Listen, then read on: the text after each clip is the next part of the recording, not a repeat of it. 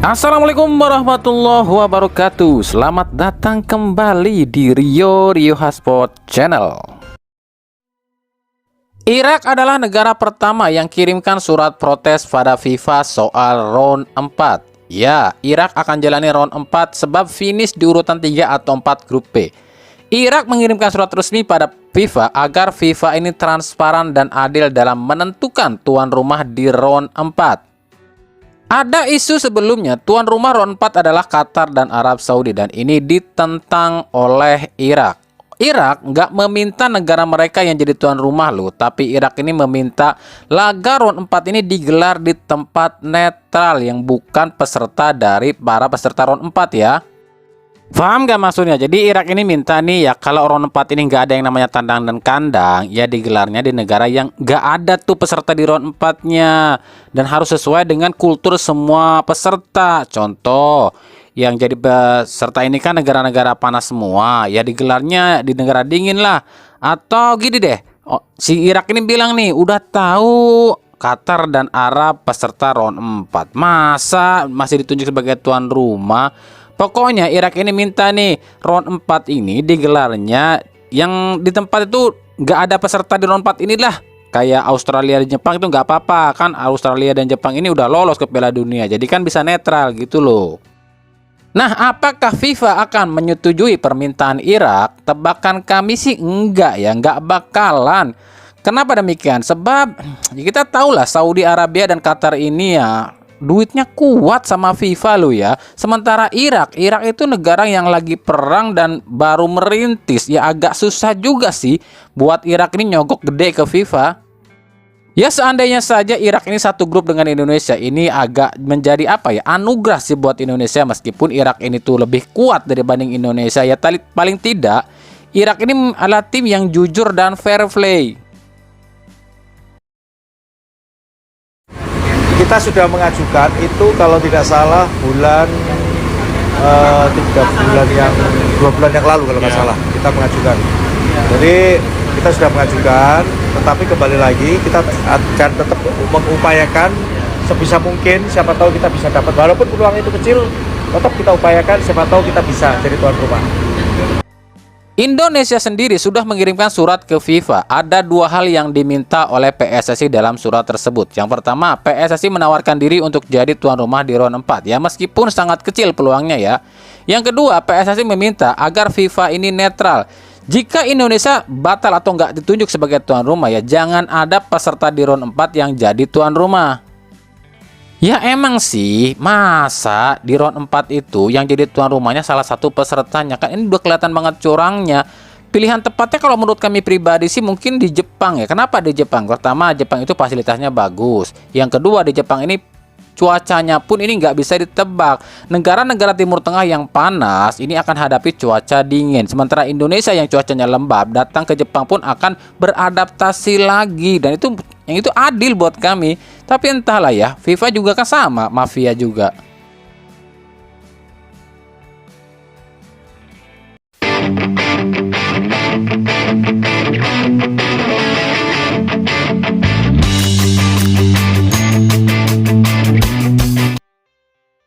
Nah, untuk yang selanjutnya ini sebenarnya sih nggak terlalu ada hubungannya dengan bola juga sih. Cuma sekedar share aja, semoga aja ada manfaatnya ya.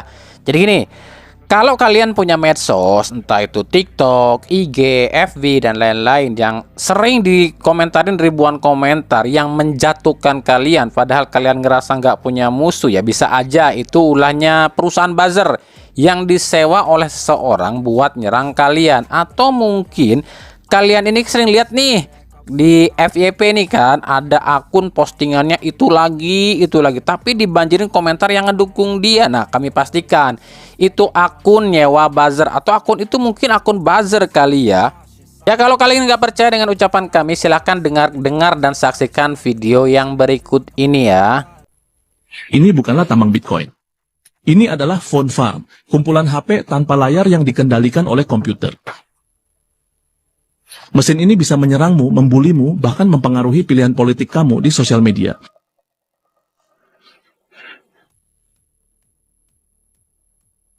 Pernahkah kamu posting pandangan politik kamu di sosial media dan tiba-tiba diserang akun-akun seperti ini? Ciri-cirinya jumlah followernya sedikit tapi followingnya ribuan, postingan kosong atau akunnya privat. Jika ya, maka jangan kamu hiraukan karena sebenarnya mereka hanyalah bot, bukan manusia. Ini adalah bisnis jasa sewa bot. Menggunakan teknologi AI, sistem ini bisa membanjiri komentar sesuai pesanan penyewanya. Biasa disewa oleh para buzzer politik untuk mempengaruhi pilihan orang dan menghancurkan karakter lawan politik. Jadi berhati-hatilah di sosial media, jangan mau pikiranmu dimanipulasi oleh buzzer politik. Jadi intinya kita sebagai manusia itu harus lebih pintar. Jangan mudah terprovokasi ataupun jangan mau diadu domba atau digiring buat ngikutin seseorang yang belum tentu kita tahu.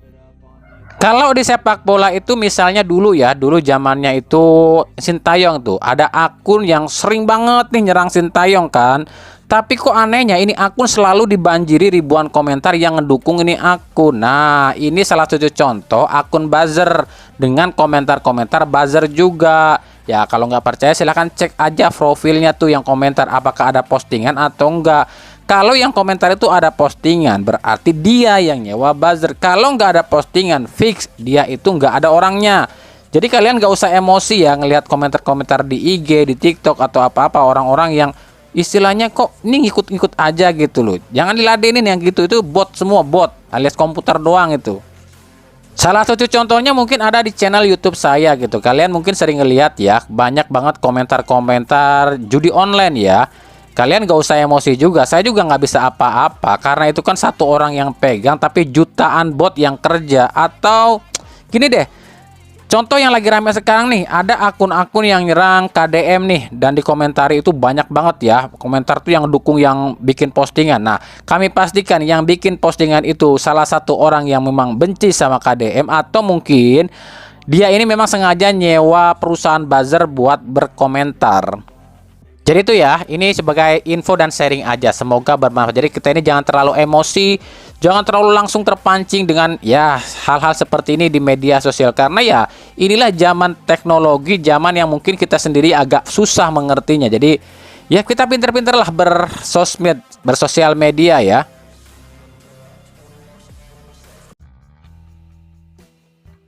Lanjut ya, perhatikan baik-baik video ini. Jangan sampai kalian itu bodoh kayak orang-orang yang ada di komentar video ini. Ada keluarga. Semua punya ID loh. Tiket kalian mana? Ada keluarga. Masa ke rumah sama ini anak kecil. Halo, Pak Rui.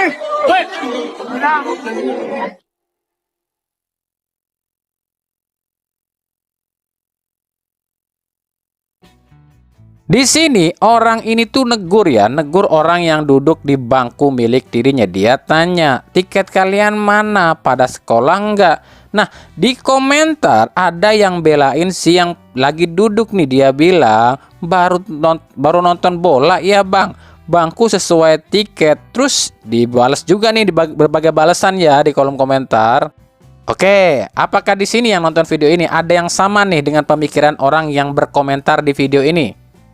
Makanya kami jelaskan, siapa tahu kalian ada yang belum pernah beli tiket timnas atau beli tiket ke GBK ya. Pertama, ketika kita beli tiket itu pasti ya dapat tiket dan juga nomor kursi yang akan kita duduki di dalam GBK. Kalau ada yang bilang, sejak kapan bang di GBK kursinya pakai nomor? Berarti ini orang ini nggak beli tiket, berarti ini orang penonton ilegal. Sebab setahu kami loh ya, di GBK itu setiap kursinya ada nomornya. Nggak percaya? Nih, plototin ya. Makanya kalau ada yang komentar atau bilang di GBK itu kursi penontonnya nggak ada nomornya bang, fix orang ini pasti penonton ilegal. Sebab biasanya yang nonton ilegal itu kursi atau nomor di kursi itu dikletekin sama dia. Yang kedua, betul memang, dan ini sebuah fakta yang miris di Indonesia, khususnya di GBK loh ya. Banyak penonton yang masuk ke GBK itu duduk nggak sesuai dengan nomor yang tertera di tiket atau dengan nomor bangku dia. Contoh di tiket nomor D itu 14022 misalnya gitu kan. Tapi dia malah duduk di kursi dengan nomor 800 berapa gitu. Tujuannya apa? Pertama, dia ini nggak tahu kalau di tiket itu ada nomornya. Yang kedua, dia ini cuma pengen posisi yang view-nya bagus. Itu sebuah fakta loh yang sering kami jumpai kalau kami nonton di GBK. Makanya biasanya para penonton yang datang ke GBK itu datangnya itu lebih awal, 2 jam sebelum pertandingan itu udah datang. Agar apa? Agar bangkunya ini nggak didudukin sama orang goblok. Yang ketiga di sini si abang ini bilang, tiket kalian mana? Dia ini cuma mau tahu, lihat dia dalam tiketnya ini itu di si penonton yang duduk itu di bangku berapa sih sebenarnya dia duduk, kok duduk di bangku saya gitu doang sebenarnya. Nah, tapi di sini yang duduk itu nggak bisa nunjukin tiket dia, yang artinya bisa jadi orang yang duduk ini penonton ilegal yang nggak beli tiket. Nah, kalau nggak beli tiket, kalau gitu apa gunanya bang dengan namanya Garuda ID? Ya Garuda ID itu kan buat keren-kerenan PSSI aja. Karena kan orang pasti mikirnya, wah keren nih PSSI punya terobosan baru pakai Garuda ID. Jadi penonton itu pasti nggak ada yang bisa nyusup ke dalam. Padahal kan aslinya, coba deh kalian datang ke GBK ya sekali-kali, tapi nggak beli tiket, nggak punya Garuda ID. Nggak usah khawatir, banyak tuh yang langsung nawarin tiket sama kalian. Ada mau beli tiket nggak? Kalau kita cari dan non. Tiket saya ada 2 ini yang mau beli. Ya kan? Karena apa? Jaringan calo dan mafia tiket ini sudah terstruktur. Ada yang calonnya, ada yang di petugas ringnya, ada di petugas pintu GBK-nya dan lain-lain. Ya inilah realita miris di Indonesia. Nah, halo Pak Erick Thohir, gimana tuh Pak yang beli tiket 1,7 juta tapi kalah Pak sama yang beli tiket 100 ribuan tuh di GBK. Ayo.